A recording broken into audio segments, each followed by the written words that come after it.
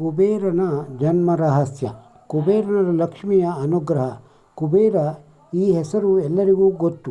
ಶ್ರೀನಿವಾಸ ಪದ್ಮಾವತಿಯರ ಕಲ್ಯಾಣಕ್ಕೆ ಶ್ರೀನಿವಾಸನಿಗೆ ಸಾಲ ಕೊಟ್ಟ ಕುಬೇರನನ್ನು ಯಾರಾದರೂ ಮರೆಯಲು ಸಾಧ್ಯವೇ? ಅಗರ್ಭ ಶ್ರೀಮಂತರಿಗೆ, ಹಿಂದೆ ಈಗಲ್ಲ, ಅಯ್ಯೋ ಅವರಿಗೇನು ಬಿಡಿ ಕುಬೇರ ಎಂದು ಹೇಳುತ್ತಿದ್ದರು. ಕುಬೇರನು ನವನಿಧಿ ಸಂಪತ್ತಿನ ಒಡೆಯನಾದುದು ಹೇಗೆ?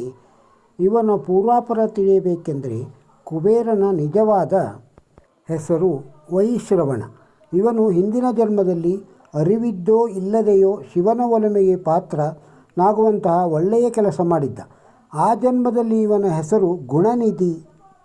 ಇವನ ತಂದೆ ಯಜ್ಞದತ್ತ ಕಾಂಪಿಲ್ಯ ನಗರದಲ್ಲಿ ವಾಸಿಸುತ್ತಿದ್ದನು. ಯಜ್ಞದತ್ತ ದೊಡ್ಡ ಮೇಧಾವಿ ಪಂಡಿತನು, ಸಕಲ ಶಾಸ್ತ್ರ ಸಂಪನ್ನನು, ವಿದ್ವಾಂಸನು ಆಗಿದ್ದನು. ಸದಾ ಯಜ್ಞ, ಯಾಗ, ಹೋಮ, ಹವನ ಎಂದು ಊರೂರು ತಿರುಗುತ್ತಿದ್ದು ಮನೆಯಲ್ಲಿ ಇರುವುದೇ ಕಡಿಮೆ.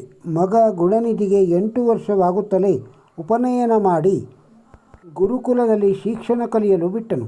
ಆದರೆ ಗುಣನಿಧಿ ಕೆಟ್ಟ ಹುಡುಗರ ಸಹವಾಸ ಮಾಡಿ ಕೆಟ್ಟು ಹೋದ. ಕಳ್ಳತನ, ಸುಳ್ಳತನ, ಗುರುಕುಲಕ್ಕೆ ತಪ್ಪಿಸಿಕೊಳ್ಳುವುದು ಹೀಗೆ ಮಾಡುತ್ತಾ ದುಶ್ಚಟಗಳನ್ನೇ ಕಲಿತುಕೊಂಡ. ಇದು ತಂದೆ ಯಜ್ಞದತ್ತನಿಗೆ ತಿಳಿಯಲೇ ಇಲ್ಲ. ತಾಯಿಗೆ ಗೊತ್ತಿತ್ತು. ಆದರೆ ಒಬ್ಬನೇ ಮಗ, ನಮಗೆ ಅಪರೂಪಕ್ಕೆ ಹುಟ್ಟಿದವನು ಎಂದು ಯಾವುದನ್ನೂ ಹೇಳದೆ ಮುಚ್ಚಿಟ್ಟಳು ಗುಣನಿಧಿ. ತನ್ನ ಮೋಜು ಮಸ್ತಿ ಖರ್ಚಿಗಾಗಿ ತಾಯಿಯನ್ನು ಕಾಡಿಸಿ ಪೀಡಿಸಿ ಹಣ ತೆಗೆದುಕೊಂಡು ಹೋಗುತ್ತಿದ್ದ. ಬರಬರುತ್ತಾ ಕುಡಿತ, ಹಾಳು ಮೂಳು ತಿನ್ನುವುದು, ಧೂಮಪಾನ, ಜೂಜಾಟ ಎಲ್ಲ ಶುರು ಹಚ್ಚಿಕೊಂಡ. ಅವನಲ್ಲಿ ಹುಡುಕಿದರೂ ಒಂದು ಒಳ್ಳೆಯ ಗುಣ ಇರಲಿಲ್ಲ. ಎದೆ ಸೀಳಿದರೆ 4 ಅಕ್ಷರವೂ ಇರಲಿಲ್ಲ. ಊರಿನ ಜನರು ಪಂಡಿತನ ಪುತ್ರ ದಂಡಪಿಂಡ ಎನ್ನುತ್ತಿದ್ದರು.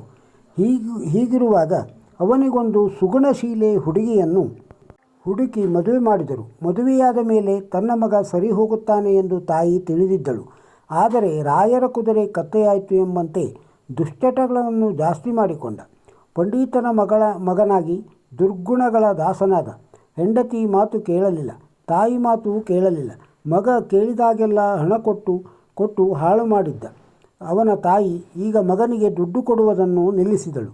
ಇದರಿಂದ ಹುಚ್ಚನಂತಾದ ಅವನು ಮನೆಯಲ್ಲಿರುವ ವಸ್ತುಗಳನ್ನು ಕಳ್ಳತನ ಮಾಡತೊಡಗಿದ. ಸ್ನೇಹಿತರೊಡನೆ ಕಾಡಿಗೆ ಹೋಗಿ ಬೇಟೆಯಾಡುವುದು, ಮಾಂಸ ತಿನ್ನುವುದು, ಧೂಮಪಾನ, ಮದ್ಯ, ಜೂಜಾಟ ಇವುಗಳನ್ನೇ ಮೈಗೂಡಿಸಿಕೊಂಡ. ಇಷ್ಟಾದರೂ ತಂದೆ ಯಜ್ಞದತ್ತನಿಗೆ ಮಗನ ದುರ್ಗುಣ ತಿಳಿಯಲೇ ಇಲ್ಲ. ಒಂದು ದಿನ ಯಜ್ಞದತ್ತ ಯಾಗಕ್ಕಾಗಿ ಬೇರೆ ಗ್ರಾಮಕ್ಕೆ ಹೊರಟಿದ್ದನು. ಅದು ಕಾಡುದಾರಿ. ಕಳ್ಳಕಾಕರ ಭಯವೆಂದು ಹೊರಡುವಾಗ ತನ್ನ ಕೈಯಲ್ಲಿದ್ದ ರತ್ನಖಚಿತ ಉಂಗುರವನ್ನು ತೆಗೆದಿಡುವಂತೆ ಪತ್ನಿ ಕೈಗೆ ಕೊಟ್ಟನು. ಅವಳು ತಾನು ಹಾಕಿಕೊಳ್ಳದೆ ಮಗನಿಗೆ ಕಾಣಬಾರದೆಂದು ಅಡಿಗೆ ಮನೆ ಡಬ್ಬಿಯೊಳಗೆ ಮುಚ್ಚಿಟ್ಟಳು. ಆದರೆ ಕಳ್ಳ ಮಗ ಅದನ್ನು ಮರೆಯಲ್ಲಿ ನೋಡಿದನು. ಅವನು ತಾಯಿಗೆ ಗೊತ್ತಾಗದಂತೆ ಉಂಗುರವನ್ನು ಕದ್ದು ಜೂಜಿನಲ್ಲಿ ಕಳೆದು ಗೊತ್ತಿಲ್ಲದಂತೆ ಸುಮ್ಮನಿದ್ದು ಬಿಟ್ಟನು. ಅದೆಲ್ಲ ಕಳೆದು ಕೆಲ ದಿನಗಳಾಯಿತು. ಆದರೆ ಅದರ ಸುಳಿವು ಗೊತ್ತಾಗಲಿಲ್ಲ. ಮತ್ತೊಮ್ಮೆ ಯಜ್ಞದತ್ತ ಬೇರೆ ಊರಿನಲ್ಲಿ ಹೋಮ ಮುಗಿಸಿ ಮನೆಗೆ ಬರುತ್ತಿರುವಾಗ ಹಾದಿಯಲ್ಲಿ ಅವನ ಎದುರಿಗೆ ಬರುತ್ತಿದ್ದ ವ್ಯಕ್ತಿಯ ಕೈಯಲ್ಲಿ ಆ ಉಂಗುರವನ್ನು ನೋಡಿದನು. ಇದು ನನ್ನ ಉಂಗುರ, ನಿನ್ನ ಕೈಗೆ ಹೇಗೆ ಬಂತು ಎಂದು ಕೇಳಿದ. ಆತ ಜೋರಾಗಿ ನಕ್ಕು, ಆಹಾ ಮೇಧಾವಿ ಪಂಡಿತರೇ, ನಿಮ್ಮ ಮಗ ಗುಣನಿಧಿ ಜೂಜಾಡಲು ಉಂಗುರವನ್ನು ಪಣಕ್ಕಿಟ್ಟ. ಅದನ್ನು ನಾನು ಗೆದ್ದುಕೊಂಡೆ. ನಿಮ್ಮ ಮಗನನ್ನು ಹೀಗೆ ಬಿಟ್ಟರೆ ಒಂದು ದಿನ ತಂದೆ ತಾಯಿಯನ್ನೇ ಮಾರಿಬಿಡುತ್ತಾನೆ ಎಂದು ವ್ಯಂಗ್ಯವಾಡಿದನು. ಮುಂದೆ ಹೋದನು. ಈ ಮಾತನ್ನು ಕೇಳಿ ಯಜ್ಞದತ್ತನಿಗೆ ಕಾದ ಸೀಸ ಕಿವಿಯೊಳಗೆ ಸುರಿದಂತಾಯಿತು. ಮನೆಗೆ ಬಂದು ಹೆಂಡತಿಯನ್ನು ಬೈದನು. ನಿನ್ನಿಂದಲೇ ಮಗ ಹಾಳಾಗಿದ್ದು, ನನಗೆ ಒಂದು ಮಾತು ಹೇಳಿದ್ದರೆ ಏನಾದರೂ ಮಾಡುತ್ತಿದ್ದೆ ಎಂದು ಕೂಗಾಡಿದ. ಆದರೆ ಕಾಲ ಮೀರಿ ಹೋಗಿತ್ತು. ಇನ್ನು ನಾನು ಊರ ಜನರೆದುರು ತಲೆ ಎತ್ತಿ ತಿರುಗಲಾರೆ ಎಂದು ಮನೆ ಬಿಟ್ಟು ಶಾಶ್ವತವಾಗಿ ಹೊರಟು ಹೋದನು. ಇತ್ತ ಗುಣನಿಧಿ ತನ್ನ ಕೆಟ್ಟ ಗುಣಗಳು ತಮ್ಮ ತಂದೆಗೆ ತಿಳಿದು ಹೋಯಿತು ಎಂದು ಯಾರಿಂದಲೋ ತಿಳಿದುಕೊಂಡ. ಮನೆಗೆ ಬಂದರೆ ತಂದೆ ತನ್ನನ್ನು ಸಿಗಿದು ಬಾಗಿಲಿಗೆ ತೋರಣ ಕಟ್ಟುತ್ತಾರೆ ಎಂದು ಹೆದರಿ ಅವನು ತಂದೆ ಹತ್ತಿರ ಹೋಗಲೇಬಾರದು ಎಂದು ಊರು ತೊರೆದು ದಿಕ್ಕು ದೆಸೆಯಿಲ್ಲದೆ ಕಾಡಿನಲ್ಲಿ ಅಲೆಯುತ್ತಾ ಹೊರಟನು. ಕಾಡಿನಲ್ಲಿ ಅಲೆಯುತ್ತಾ ಅವನಿಗೆ ವಿಪರೀತ ಹಸಿವಾಯಿತು. ತಿನ್ನಲು ಆಹಾರವಿಲ್ಲ, ಕುಡಿಯಲು ನೀರಿಲ್ಲ. ಅದೇ ಹೊತ್ತಿಗೆ ಯಾತ್ರೆಗೆ ಹೊರಟ ಶಿವಭಕ್ತರ ತಂಡವೊಂದು ಓಂ ನಮಃ ಶಿವಾಯ, ಓಂ ನಮಃ ಶಿವಾಯ ಜಪಮಾಲೆ ಹಿಡಿದು ಶಿವನಾಮಸ್ಮರಣೆ ಮಾಡುತ್ತಾ ಬರುತ್ತಿದ್ದರು. ಅವರು ಶಿವನ ನೈವೇದ್ಯಕ್ಕೆಂದು ತರತರದ ಅಡುಗೆಯನ್ನು ಮಾಡಿ ತರುತ್ತಿದ್ದರು. ಅದರ ಘಮ ಘಮ ಹಸಿದಿದ್ದ ಇವನ ಮೂಗನ್ನು ಸೆಳೆಯಿತು. ನಾಲಿಗೆ ಸವರಿ ಎಂಜಲು ನುಂಗಿಕೊಂಡ.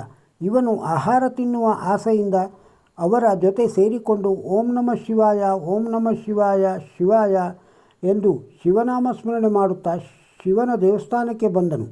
ಶಿವಭಕ್ತರೆಲ್ಲರೂ ಉಪವಾಸದ ಸಂಕಲ್ಪದೊಂದಿಗೆ ಶಿವಪೂಜೆ ಮಾಡಿ ಶಿವನಾಮ ಸ್ಮರಣೆ ಮಾಡುತ್ತಾ ಅಲ್ಲಿಯೇ ಮಲಗಿ ನಿದ್ದೆ ಹೋದರು. ಆದರೆ ಇವನಿಗೆ ಹಸಿವು ತಡೆಯಲಾರದೆ ನಿದ್ದೆ ಬರಲಿಲ್ಲ.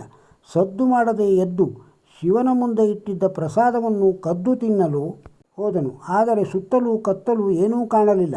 ಹಣತೆಯಲ್ಲಿದ್ದ ದೀಪ ಆಗಲೇ ನಂದಿ ಹೋಗುವುದರಲ್ಲಿತ್ತು. ಅವನು ತಾನು ಹೊದ್ದುಕೊಂಡಿದ್ದ ಶಲ್ಯವನ್ನು ಸ್ವಲ್ಪ ಹರಿದು ಬತ್ತಿ ಮಾಡಿಕೊಂಡು ಅಲ್ಲೇ ಇದ್ದ ಎಣ್ಣೆಯಲ್ಲಿ ಅದ್ದಿ ದೀಪ ಹಚ್ಚಿಕೊಂಡ. ಶಿವನ ಮುಂದಿಟ್ಟಿದ್ದ ಅಡಿಗೆಯನ್ನೆಲ್ಲ ತೆಗೆದುಕೊಂಡು ಓಡುವ ಭರದಲ್ಲಿ ಮಲಗಿದ್ದ ಒಬ್ಬ ಭಕ್ತನಿಗೆ ಎಡವಿದನು.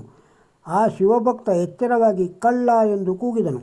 ಎಲ್ಲರೂ ಎದ್ದು ಅವನನ್ನು ಚೆನ್ನಾಗಿ ಹೊಡೆದರು. ಹೊಡೆತ ತಾಳಲಾರದೆ ಅವನು ಶಿವಾಲಯದಲ್ಲೇ ಸತ್ತು ಹೋದನು. ಅಂದು ಹಸಿವೆ ತಾಳಲಾರದೆ ಆಹಾರಕ್ಕಾಗಿ ಕತ್ತಲೆ ತುಂಬಿದ ದೇವಸ್ಥಾನದಲ್ಲಿ ಶಿವನ ಮುಂದೆ ದೀಪ ಹಚ್ಚಿಟ್ಟ ಕಾರಣ ಶಿವನ ಕರುಣೆಗೆ ಪಾತ್ರನಾಗಿ ಸತ್ತು ಬಿದ್ದವನನ್ನು ಕರೆದೊಯ್ಯಲು ವಿಷ್ಣುದೂತರು ಶಿವದೂತರು ಬಂದರು. ಅವನು ಶಿವನ ಪ್ರಸಾದ ತಿನ್ನುವ ಸಲುವಾಗಿ ದೀಪ ಹಚ್ಚಿದ್ದ ಕಾರಣ ವಿಷ್ಣುದೂತರು ಕರೆದೊಯ್ದರು. ಆ ಪುಣ್ಯದ ಫಲವಾಗಿ ಮರುಜನ್ಮದಲ್ಲಿ ಕಳಿಂಗರಾಜನಿಗೆ ಮಗನಾಗಿ ಜನಿಸಿದ.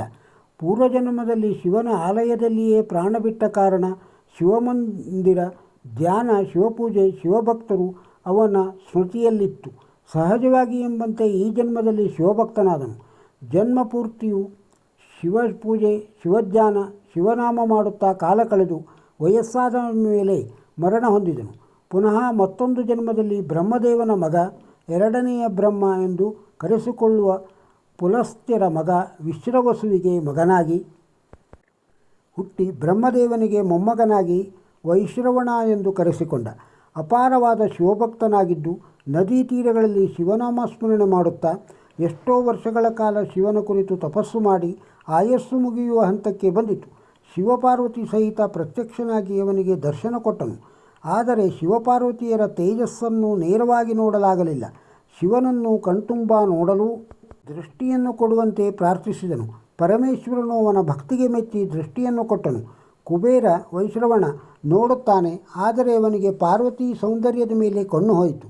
ಶಿವನೆದುರಿಗೆ ಪಾರ್ವತಿಯನ್ನು ಹೊಗಳಲಾರಂಭಿಸಿದ. ಪಾರ್ವತಿಗೆ ಕೋಪ ಬಂದಿತು.